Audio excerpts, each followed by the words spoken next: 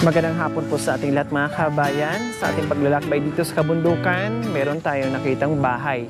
Tara mga kabayan, puntahan at kumustahin natin sila dito sa malamig na tirahan. Tao po! Hello! Magandang hapon sa inyo.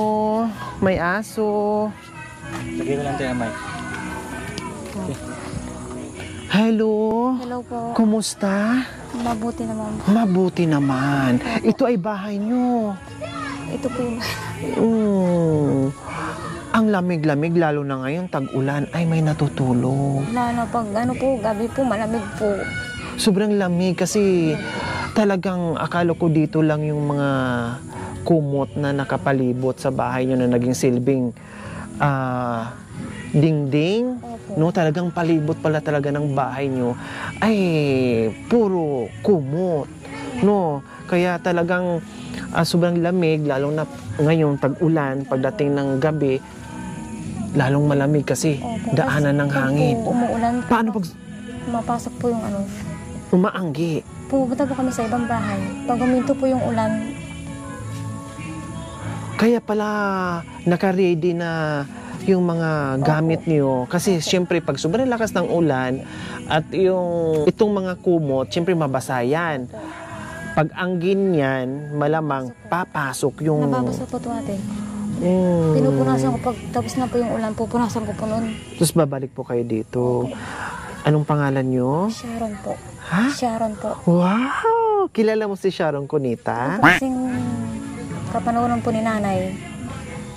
Idol po daw niya si ano. Sharon. Po. Kaya po pagkasilang ko, Sharon po yung pinangalahan po sa akin. Ang ilang taon na kayo, Ate Sharon?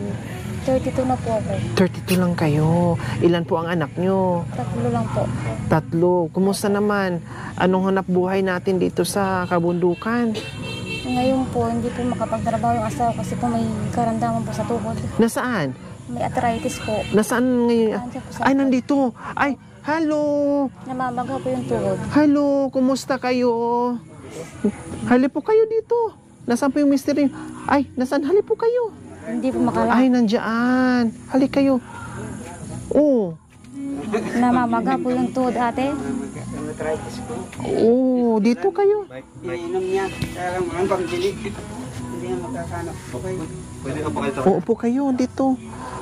Iika-ika na kayo. O, dandahan, makaakyat kayo. Diyos ko, parang ramdam ko yung tuhod yung mga kabayan kasi parehas kami. Pag namaga Lalo yung... pong malamig po ate. Pag namaga yung aking tuhod, naku, grabe, kahit sa hagdanan, hindi ako makaakyat-akyat. Anong pangalan niyo, kuya? Roldan. Si Roldan. Ilang taon na kayo, kuya? 48. 48. Opo. So, paano ngayon, Kuya Roldan? Iika-ika na kit, namaga yung tuhod niyo. Paano yung hanap buhay natin o pang araw-araw natin na pagkain? Eh, wala. Pinagtsatsagaan ko lang yung tuhod ko. Kung minsan, wala kaming bigas. Minsan, meron. Eh, pinagdadamutan namin yung ganyan na buhay. Ilang araw na po ba sumasakit yung tuhod niyo? 1 linggo na. 1 linggo na. Sa loob ng 1 linggo, anong trabaho na nagagawa niyo po para kahit paano may pambili po kayo ng pagkain? Yung ginagawa ko, minsan, tinitiis ko yung tuhod ko. Nangungwala ako ng puso sa bundok. Aakyat pa rin kayo? O kahit masakit, tinitiis ko yung sakit sa tuhod ko para meron kaming pambili ng bigas. So sa araw nito, ibig nyo sabihin, galing ka sa bundok, namumuso pa rin po kayo? Ay, hindi ngayon dahil... Hindi na talaga kaya? Sobrang hindi ko sakit kaya, na? Kasi wala na akong iniinom na gamot. Kaya hindi ako makaakyat sa bundok. Kumusta naman yung pagkain nyo? Meron pa kayong maisaing? Pagkain, siyempre merong umaasang mga anak na 3 anak na pag nagbugutom, siyempre iiyak yan, nangihingi yan, naghahanap ng pagkain. Meron pa kayong maisaing? Kung minsan, ang ginagawa ko, tinatago ko kahit 100 lang, pambili ng bigas. Mayroon pang nadudukot, pabili ng bigas, kahit bigas man lang. Anong ulam po? Kahit anong ulam lang. Pwede na, kahit asin at saka sili. Minsan. Okay na. Minsan nag-ano po yung mga bata, tubig lang sa asin. Kanin, sabuan ng tubig, Opo. budburan ng asin para magkalasa. Tapos papasok na po yung panganay ko po. Sa school. Opo. Grabe. Ito yung sinasabi natin mga kabayan, yung hirap, makakayanan natin yan, yung magagawa ng paraan, makakapaghanap buhay tayo, basta wala lang tayong iniinda, wala tayong sakit, no? Pero kung ang sitwasyon ay napakahirap na, tapos meron pa tayong nararamdaman, masakit pa yung tuhod natin, masakit pa yung balakang natin, masakit lahat, ang hirap, no? Ang hirap, lalong maghihirap yung buhay, no? Katulad ni Kuya, kahit ang sakit na ng tuhod niya, nakita naman natin kanina, no? Pagtayo niya, talagang iika-ika siya, no? Paano, no? Kung talagang hindi na talaga kaya ni Kuya Roldan, tama? Paano yung mga bata na umaasa, no? Kailan pinipilit ng tatay pumunta sa bundok at mamumuso, no, manguha ng kalakal kung anong pwedeng ibenta para may maiuwi siya, no? Pag naibenta niya sa bayan, meron siyang pambili ng pagkain nila. Pero talaga ngayong araw hindi na siya nakapunta ng bundok kasi hindi na talaga kaya, sobrang sakit na. At meron pa naman daw siyang 100 na madukot o nadukot, no? At pinambili niya ng bigas. Okay? So, bukod doon sa pamumuso, Kuya Roldan, ano pa po ang iba niyong ginagawa? Yan, kung minsan, pag halimbawa, yung mga bayaw ko, pag nagani sila ng gabi, tsaka luya, nagpapasin din ako. Tumutulong kayo para Tumutulong. mabigyan kayo. Parang inuupahan kayo. Oo, ganun niya nga. Ganun ang ginagawa niyo. So, lahat kasi dito, mga kababayan natin ng mga katutubo, mga aitas, talagang ang trabaho nyo dito o yung ginagawa nyo dito ay pagtatanim talaga ng iba't ibang klaseng gulay. Yun talaga, no? So, madalas mga kabayan, dito, hindi lang madalas, halos lahat sila dito mga kabayan, ang mga ginagawa ng mga kabayan nating aitas, no? Kung wala sila, wala tayong mabibiling mga masasarap na root crops sa bayan. Lahat sila dito, ang ginagawa nila, tanim, kalakal po talaga. Gabi, luya, papaya, saging, kamuti kayo, lahat halos po mga kabayan ay yan po ang produkto dito ng mga aitas natin na mga kabayan. Talaga napakasipag nila. Kaya lang, ang nakakalungkot po mga kabayan, napakasipag nila na meron tayong nabibili sa bayan na masasarap na root crops. Ang nangyayari po mga kabayan ay nabibili ng kay mura-mura. Biro nyo, kahit may iniinda sila, kahit maputik dyan, kahit sobrang init dyan, inaakyat baba nila yung kabundukan na yan, magtanim, mag-ani, magbenta, no, para lang may mabili sa bayan. At sa kagustuhan din po nila mga kabayan, na meron din po silang maibili ang pagkain nila. O halimbawa, gulay nga po yung kanilang paninda. No, gulay yung kanilang paninda.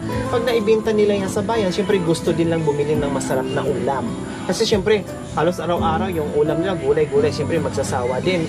Minsan-minsan gusto din lang tumikim ng karne, isda, no? Kaya lang, pag nabili ng mura, ang siguraduhin bili nila, bigas.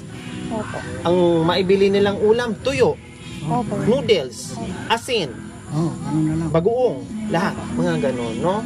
Kaya kawawa talaga mga kabayan. Sana, no, sa tulad nila, yung mga, lalo na yung ating mga mamimili, suklian, pantayan naman din natin yung pagod at hirap nila sa kabundukan. Dahil napakasipag, isipin na lang natin, hindi rin tayo hanap buhay o makanegosyo kung wala sila. Na sila yung naghihirap, buwis buhay nilang ginagawa yon. Napakahirap, hindi madali mga kabayan. Dahil sabi ko nga, naikot ko na halos dito yung kabundukan nila, akyat baba. Bago sila makapunta doon sa taniman nila at bago sila makakaahon para makapunta sa bayan at makatinda ng kalakal nila. Okay? Sige, Kuya Roldan. Opo. And Sharon po. Ate Sharon. Saan naman kayo nagkita ni Ate Sharon? Nung pumunta sila doon sa Florida, namasyal sila. Wow! Nag-Florida siya, ng ibang bansa si Sharon. Ngayon, nakita ko naman siya. Oh, kayo saan naman kayo galing? Anong bansa naman kayo galing? Galing ako doon din ako sa Florida. Florida din.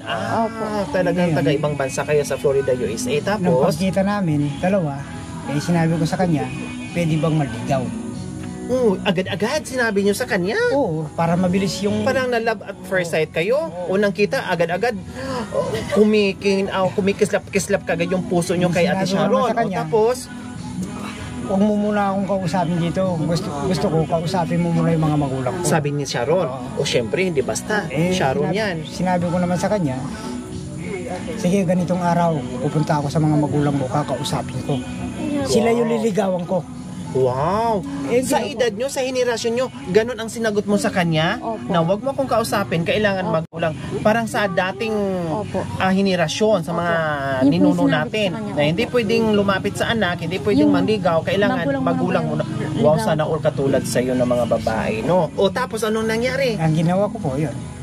Kinausap ko yung biyanan ko. Nagsuyo po siya. Sabi ko sa kanya, Niligawan nyo po yung biyanan ko. biyanan nyo. Nagtuluyan kayo sa... Yung biyanan Kayo ko lalaki. nagkatuluyan ba? Yung biyanan ko lalaki. Joke lang niya- kuya, pinapatawa na kita Opo. para maibsan yung sakit ng tuhod nyo. O Sabi tapos, naman ng biyanan ko lalaki, huwag mo muna akong tanungin. oh, Siya muna yung tatanungin mo. Kung siya may gusto Gusto. sa'yo, kayong bahala mag-usap. wow. Ngayon. Wow. Ngayon, bumalik kayo sa anak. Oo, tinanong ko naman sa kanya. O ano, ngayon ako, nakausap ko na yung mga magulang mo. Ano ba pa siya mo doon sa sinabi ko sa'yo? Tama. Na gusto ko maligaw sa'yo. Ang sinabi niya naman, o sige ba? Parang kinuha lang niya yung respeto, Opo. no, yung decision ng mga magulang niya. Opo. Yung respeto, number one yung respeto. Kung Opo. talagang pag ginusto, ibig sabihin, bahala na siya mag-decide. Opo. Buti hindi niya sinabi nung bumalik ka sa kanya, Dined mo po, no? dapat sinanay na naman ang ligawan mo. Ganon din yung sinabi ko kay nanay. So niligawan yung sinanay. Opo, parehas po. Pumayag naman si nanay. Sabi naman ng biyanan kong babae, wala nang problema sa akin. Wow. Na gusto ko yung lalaki maligaw sa bahay Nung namin. buhay po sila, parents ko po. Ngayon, siya yung tatanungin mo yung anak ko kung may gusto sa'yo. Wow. Ang tinanong ko naman sa kanya, o ano? Okay na yan. po siya. Ngayon, yung magulang mo, tinanong ko na, pwede ba ako maligaw sa'yo? Opo. Sabi niya, pwede.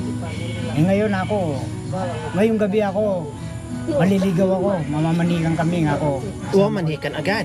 Yung pinsan ko ako, kasama ko pupunta ngayong gabi nga ako, ano, papayag ka ba? Matagal din po nagtrabaho sa amin yan. Nag-uo. Oo.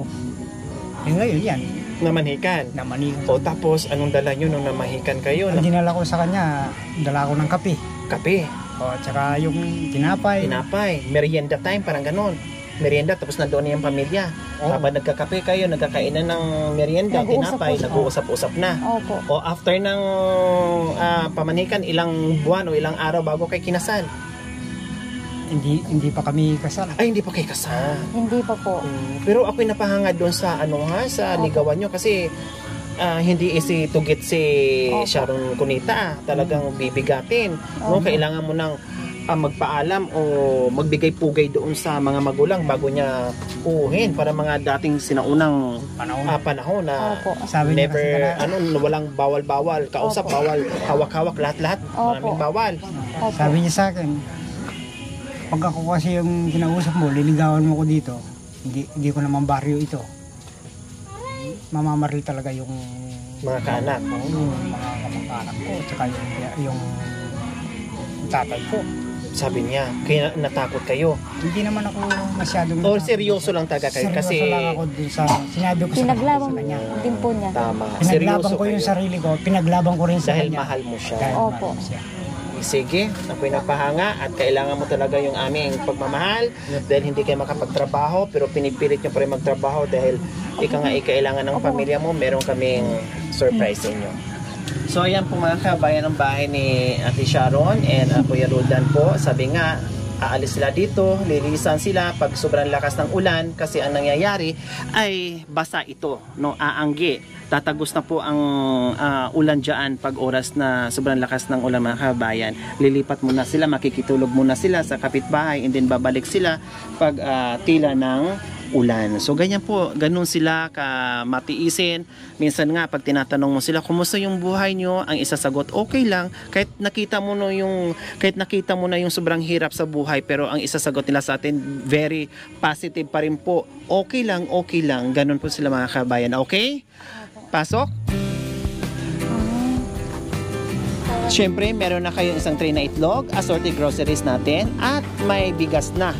Opo. At hindi lang yan, syempre, meron ka pang pambili ng gamot mo, Kuya Roldan. O Salamat. pambili ng masarap na ulam. Nagpapasalamat kahit ganito yung buhay namin. May taon tumulong sa amin. Kaya lang pinasasalamatan ko sa Diyos na yung mga taon tumulong sa amin ay pagpalain sila ng Panginoon. Thank you po, Kuya Roldan.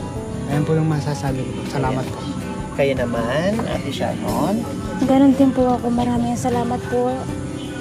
Lalo ngayon po, hindi po namin naasahan yung may darating po na blessing. At saka si Lord, siya po yung kumatok sa mga puso po ng bawat isa sa kanila. Yung po mga dumating po ngayon, maraming salamat po. Naway, marami pa po kayong matulungan bukod po sa aming mga mahihirap. Kaya wala po kami sawang basta salamat. Maraming salamat po. At saka, ingat po, lalo na po malayo po yung biyahe ninyo. Ingat po sa biyahe po ngayon. Maraming salamat po. Ayan, salamat Ate Sharon. So ayan po mga kabayan, no, may konting panawagan tayo. Ito po yung bahay nila. No, baka pwede natin silang matulungan, no, hindi man natin mapaganda o mapabato yung bahay nila, kahit yung simpleng bahay lang po mga kababayan, na mapalitan natin itong kumot, no, kahit yung simpleng bahay o simpleng bubo ay tawag nito dingding, no, sawali kung tawagin, tama, no, na malagyan natin para kahit papaano, kahit i-double wall o mahirap kasi pag single lang, no. Or bahala na kung ano po yung kakayanin natin. Basta sa ngayon, may munting panawagan tayo na mapaayos itong bahay nila. Na kahit paano pagdating ng panahon, lalo na ngayong tag-ulan, no, na pagsapit ng lakas ng ulan na hindi sila mababasa dyan. Kasi halimbawa, pag yung ulan na sobrang lakas, pagpapunta dito, pag hinangin yan, tatagos yan. Kasi siyempre mabasa lahat yan and then tatagos yung ulan dyan. Kaya sana, pero huwag tayong mawala ng pag-asa dahil minsan yung sana natin talaga natutupad yan. Mayawang Panginoong Diyos, tutulungan tayo at tutulungan din natin yung sila. Minsan gusto man nilang ipaayos yan, gusto man nilang palitan yan, pero walang no choice. Kumbaga, hindi kakayanin. Mas priority nila mga kabayan yung pagkain nila dahil merong mga anak na umiiyak pag walang maihiyain sa hapagkainan. Okay? So, ayan po. Maraming salamat po. Siyempre, magpapasalamat po tayo sa walang sawang pagmamahal, yung ating pioneer sponsors na talagang mula noon hanggang ngayon. No? Tita Lily Nalapo and Tito Elmer Nalapo from Las Vegas, Nevada. Maraming salamat po sa inyong ginitawang puso. Naway pagpalain po tayo ng Panginoong Diyos sa araw-araw.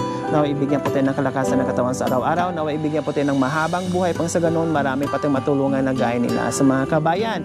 Huwag niyo pong kalimutan, pakishare, subscribe sa aking YouTube channel, Lori Aquino Talita. Maraming salamat po. Gabi sa Sol. Bye, Kuya Roldan and Ate Sharon. Salamat. Okay?